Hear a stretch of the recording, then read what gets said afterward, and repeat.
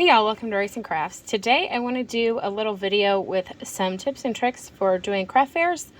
As you guys know, I have turned my hobby into, I guess you would call it my side hustle. Though unlike most side hustles, I don't actually sell any merchandise until like October. August, September, October, going into the holiday season from there. I may do a couple in September. Generally it's September, October, November, and December that I do the bulk of my selling.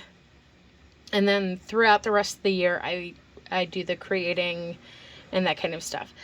So I'm going to talk today about branding and merchandise bags.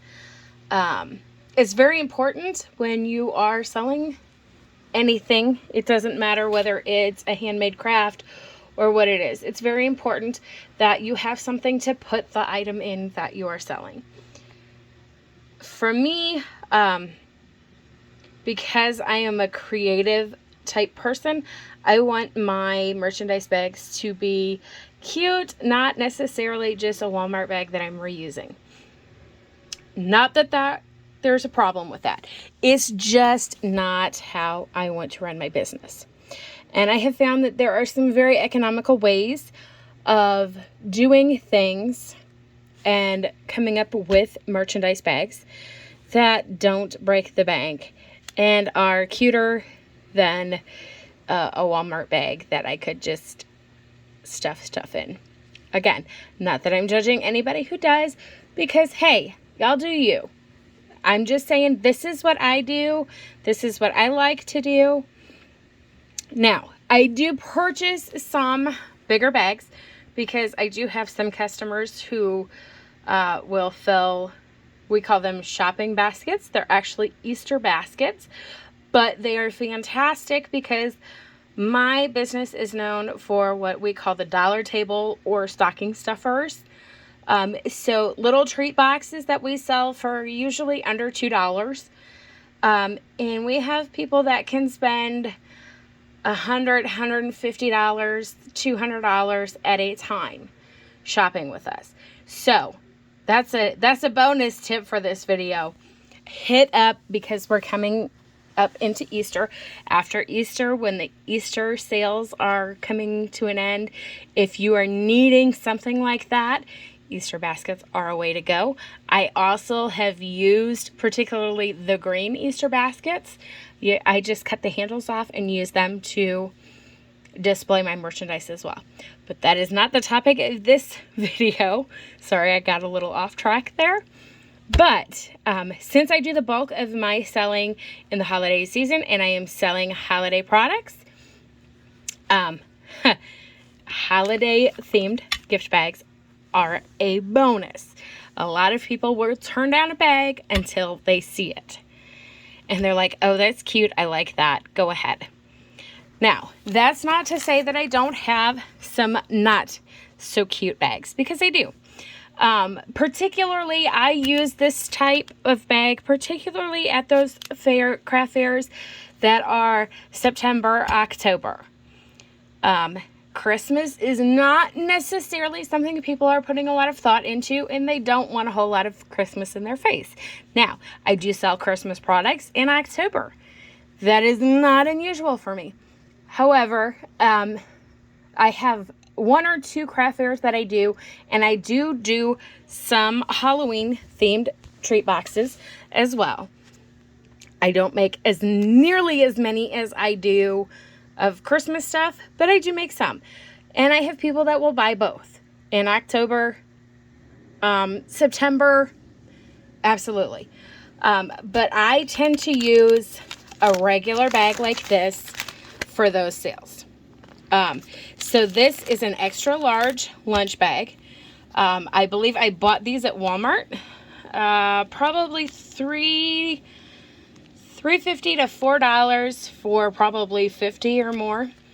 Now, I also have discovered that Sam's Club sells them in bulk, and I have a little bit smaller bag than this that I bought in a large pack at Sam's Club. I didn't grab any of those because I didn't think about it.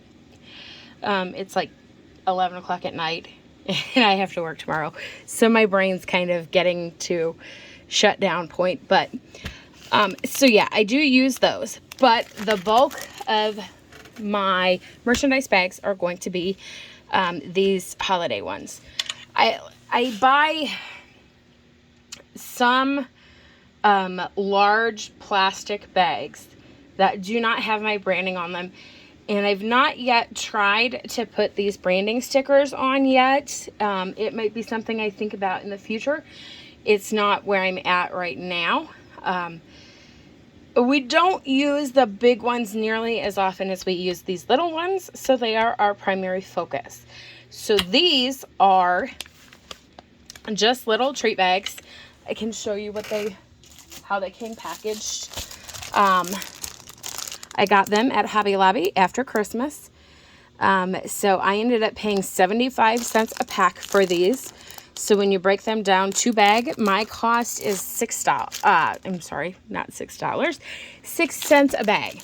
That is a very economical price point for me.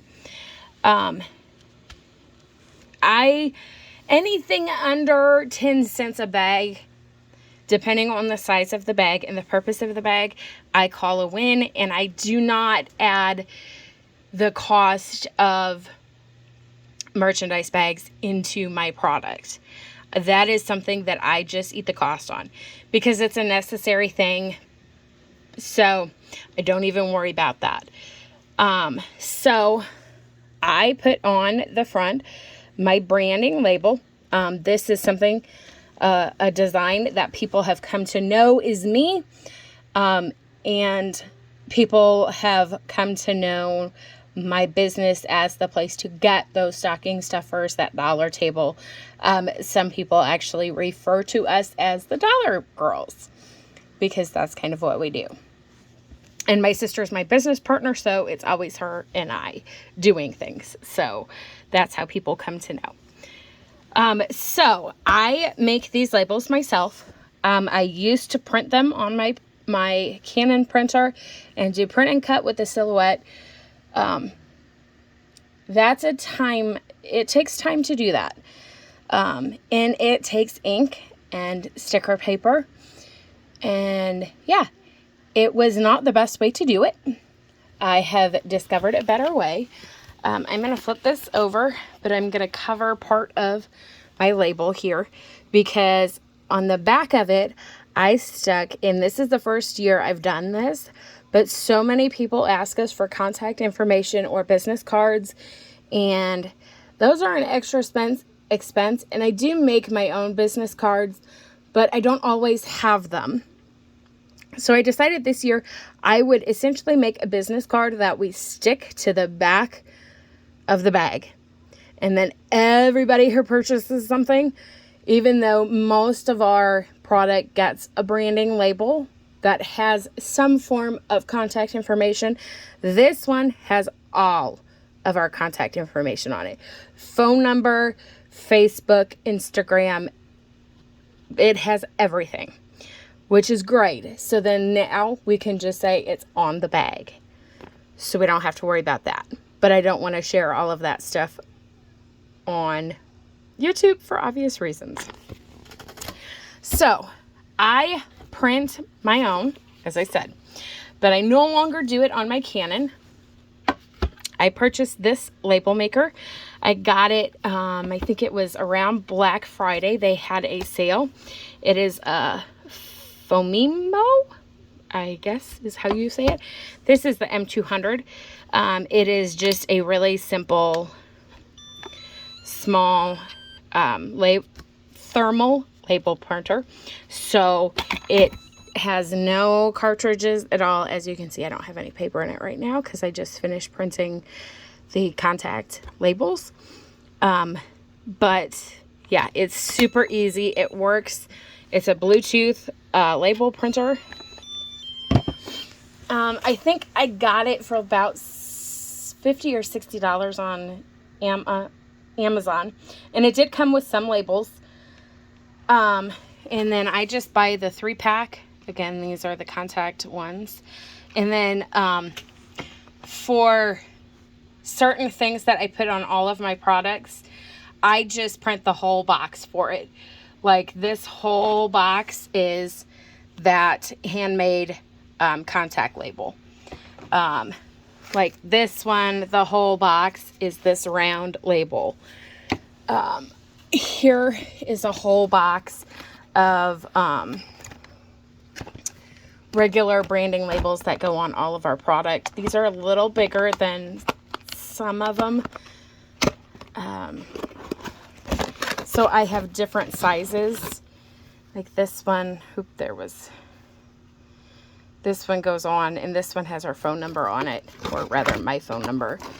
And then I've got some smaller ones that have, I think it's a Facebook on it. Nope, that's a cell phone too. So I print, like this is three rolls of teeny tiny ones. Like these are the label size. I bought them originally for my barcodes, and I was like, hey, this is great for those little ones. The other thing that I always put on every product we sell, if it's food and edible and a human could eat it, we put a caution label on it. And the caution label simply says that the product could contain, I just knocked stuff over. This was not part that I was going to originally talk about, but here's a caution label, or a part of a caution label. And it just says, this product may contain nuts, milk, eggs, or wheat. And this one on the front of the box, as you can see, because the whole label didn't print. So that's another thing that I do to help me quickly find the labels I'm looking for. And I make these in a smaller variety. And like I said, anything that is edible that people may eat gets a label like this, just so people are aware that they need to be aware of their dietary needs and being aware of what they are purchasing. So those are some things that go on every product we sell. That each product gets a caution label if it's edible. All products get a branding label with our brand. And if you haven't noticed, in all of the different branding labels and labels I showed you, all of them have the Racing Crafts, and they all have the double checkered flag on them. At least one. Every piece. And they all get some kind of barcode. So we sell high quantities of things. Most items that we make a minimum of 150 of. So we need to be able to, as we are checking people out, the system we use keeps our inventory for us. So that means everything we sell has to be taken out of the inventory list. And the barcodes are a great way to do that. Now, if you're selling a handful of items, not necessary. The first couple of years we did this, we did not have them. And it was a disaster for us. It was hard to know how many products of each kind we were selling, because we sell probably 25 or 30 different products. We also were having to count items before and after and trying to keep track of all of those numbers, which is not very feasible. So the barcodes just were the easiest way to do it for us, and it has been a game changer. It really has. It has made things so much easier for us. So, back to the bags. Again, getting off topic, but we're talking branding, so it all kind of goes together. So, when I get these bags, like I said, I pay 6 cents a piece for them. I'm going to put one of the round labels on the front here. Which I really like these ones because they're fairly plain and I don't have to fight. I did get some, and I really like the Buffalo Check gift bags, because I love Buffalo Check, and plaid for me it's not Christmas without plaid. But this has this giant Merry Christmas and my little circle is not going to cover that. And I'm not going to make a label big enough to cover that. It's just not economical. So I just do the best that I can with what I have to work with. But I did buy significantly more of these green and red ones than I did the buffalo plaid, simply because they had more of those. And I'll be honest, I went the day after Christmas with the intention of buying these bags. And I did buy all that they had. So anybody who was at my Hobby Lobby the day after Christmas and wanting these treat bags, so sorry. But yeah, I took them all. I always do. So once they get home, they usually just go on a shelf until I'm ready to deal with them. And then I will put my stickers on all of them. And then we have we call it a rolly bag. It's actually a sewing machine bag that we put our heat press, our little silhouette, and my tablet in that we use for checking out. And it goes with us everywhere. After the first craft fair, these will then go in the 3-ring bind, the 3-drawer Sterilite container that we take to every craft fair. And I will do another video at some point and show you that and what I keep in it. But it is in my storage unit, so it is not here and accessible, so it won't happen now. Probably not for several months. But then I store this in like power cords and price tags, hand sanitizer, scissors, a glue, hot glue gun, anything that we might need at a craft fair goes in that 3-drawer system, including these bags. So after our first craft fair, they will be in the 3-drawer thing. And that's just, we put it between the two of us, and then both of us can check people out and have access to all of the bags. So that is how we deal with merchandise bags. I know there are some people who buy the big paper bags and get stamps and stuff. That just wasn't, we tried that. We did that in the beginning, but it just wasn't feasible. Number one, it takes a lot of time to hand stamp a brand on those bags. And if they have a seam in them, oh, it's a headache. Just forget it. I tried so hard. And this method works so much easier with the thermal label printer. I would say that the thermal label printer has been my best purchase in the last year. Because it has made my life so much easier. I don't have to print and cut barcodes anymore, branding stickers, label, all of the labels I was having to run through the silhouette, and that takes time.